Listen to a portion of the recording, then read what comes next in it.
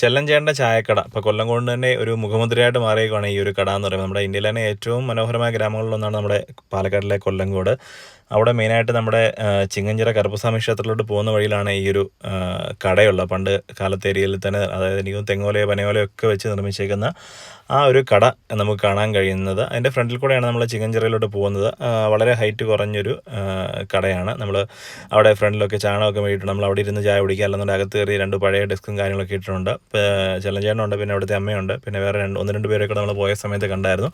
നമുക്ക് ചായയുണ്ട്, പിന്നെ ബന്നുണ്ട്. നമ്മൾ ചെന്ന സമയത്ത് പരിപ്പോട ഉണ്ടായിക്കൊണ്ടിരിക്കുകയായിരുന്നു. അത് കഴിഞ്ഞിട്ട് ഉഴുന്നോടെ ഉണ്ടാക്കുന്ന കാഴ്ച നമ്മൾ കണ്ടു. പിന്നെ രാവിലെയും വൈകുന്നേരം വേറെ എന്തൊക്കെയുണ്ടെന്നുള്ള കാര്യം അറിയത്തില്ല. അവിടെ ഭിത്തിയിൽ ഇങ്ങനെ പണ്ടത്തെ ഫോട്ടോയും അതുപോലെ തന്നെ പണ്ട് അവിടെ ദോശയൊക്കെ കൊടുത്തുകൊണ്ടിരുന്ന വിലയും കാര്യങ്ങളൊക്കെ എഴുതി വെച്ചിട്ടുണ്ടായിരുന്നു. 50 പൈസ എന്നൊക്കെ എഴുതി വെച്ചിട്ടുണ്ടായിരുന്നു.